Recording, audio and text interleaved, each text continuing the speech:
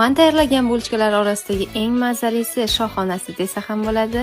Shu bulchka retseptini kichik sirlar bilan bo'lishaman. Sutga o'lchanga hamma mahsulotlarimizni ketma-ket solib, apara bo'lishini kutmasdan un solib yumshoqqina xamir qoramiz. Xamirimiz anchagina yumshoq, qo'lga yopishadigan bo'ladi. Saryog'imizni yedirib, yaxshilab ishlov beramiz. Bu bulchkaning asosiy siri saryog' bilan ishlangan xamirni yaxshilab tepadan pastga otib qayirib pishitib olishimiz. Endi tez va samarali usulda yoqilmagan mikrovolnovkaga 1 stakan issiq suv solib, xamirimizni oshirishga qo'yamiz. Oshgan xamirlarimizni 80-90 gram atrofida bo'laklarga bo'lib tindirib qo'yamiz. Tingan zuvolachalarni yoyib, nachinka solib tugib chiqamiz.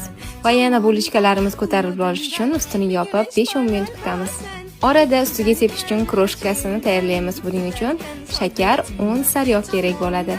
Tuxum surtib, kroshka sepilgan bulchkalarimizni pishirishga jo'natamiz. Mazali bulchkalarimiz tayyor. Hammaga yoqimli ishtaha. To'liq retseptni opisaniyada qoldirib